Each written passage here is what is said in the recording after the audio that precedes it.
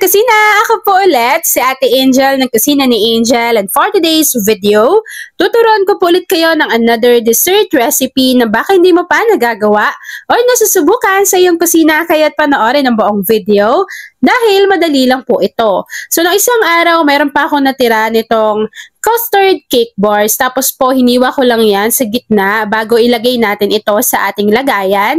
At i-flatten lang po muna natin to dito. Bago, iset aside natin yan, gawin na po natin yung ating mixture. Habang nakaset aside yung ating cake bar, sa isang kasirola, pwede po tayo ditong maglagay ng isang sachet or 24 grams ng leche flan jelly powder. After adding yan, maglagay lang din po tayo dito ng 2 tablespoon itong glutinous rice flour at tutunawin po natin iyan sa 1 cup of water. Kapag natunaw na po natin yung ating dry ingredients sa ating 1 cup of water, pwede na po natin tong sundan ng 1 can or 360 ml ng evaporated milk. After adding ng ating evaporated milk, naglagay po ulit ako dito ng 1 cup of water and then hinalo ko po muna yan ng maigi para sure na wala tayong namumuo na jelly powder or glutinous rice flour doon sa bottom ng ating pan. After adding ng ating 1 cup of water, maglagay na rin po tayo dito ng 1 can or 390 grams ng condensed milk. At kapag nailagay na yung condensed milk, maglagay na rin tayo dyan ng half teaspoon ng vanilla essence.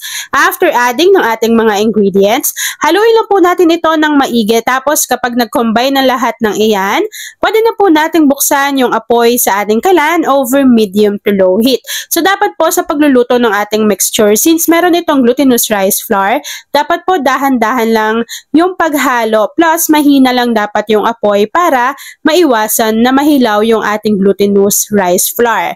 Yan, so lulutuin natin ito mga kakusina bago ipapakita ko sa inyo kung ano yung tamang consistency. So habang inahalo ko yan at continuous po natin tong niluluto sa ating kalan sa mahinang apoy, please don't forget to like and follow yung ating Facebook page, Kusina ni Angel. Kung meron din po kayong Instagram, paki-follow na rin po ako doon, Kusina ni Angel. At kung meron din po kayong TikTok account, paki-search lang po yung Ate Mo Angel. Yan, so meron po tayong TikTok, Facebook, Instagram, YouTube, and meron pa po tayong isang Facebook page na Ate Angel of Kusina ni Angel.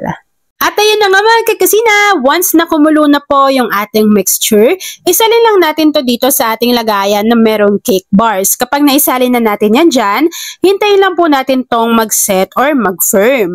At ayun na mga kakusina, kapag nag-set na or nag-firm na yung ating mixture, mag-dust lang po tayo dito ng cacao or cocoa powder. And then, pwede ko nang ipakita sa inyo kung ano yung natapos nating easy dessert recipe.